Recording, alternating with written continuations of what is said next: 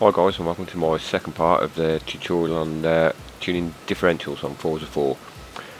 This time we're going to be looking at the deceleration settings, and we're going to be using the Ferrari Italia 458 again. So we are back on the Laguna Seca, lined up for the last turn. And for the first part of this we're going to put the deceleration settings on the differential up to 100%.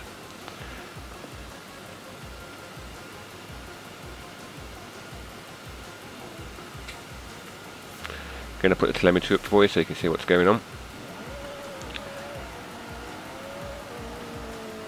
So accelerating down to the last corner, braking, turning in again, and then back on the throttle.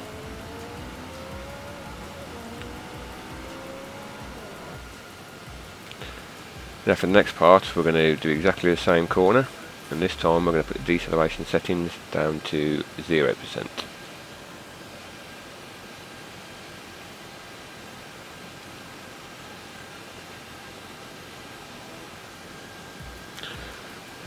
Again, put the telemetry up, accelerate down to the last corner,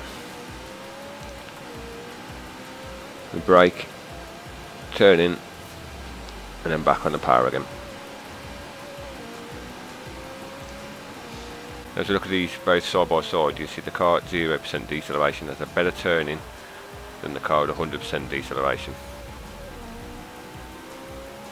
When we look at the stills of both cars, you can see the wheel speeds are considerably different between the left and right wheel as we go from 0% deceleration to 100% deceleration.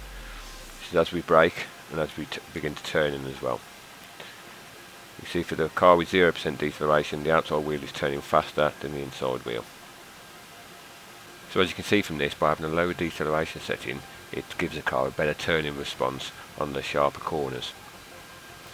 Now this is good for the sharper corners, but isn't always good for some of the double apex bends, as I'm going to show you next on twin wing Motegi.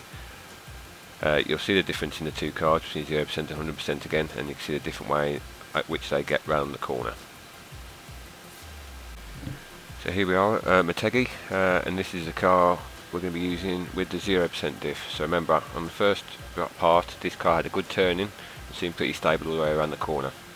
That was on one of the sharper turns, and now we're going to take it around one of the double apex. I'll put telemetry up for you again. Accelerating down to the first corner, braking, turning in, getting a good turn in, but then the car becomes very unstable mid corner as we accelerate out of the bend.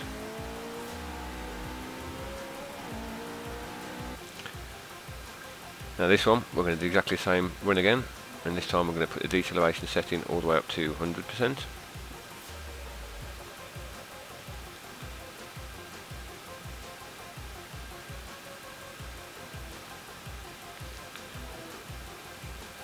Accelerate down to the first corner as before.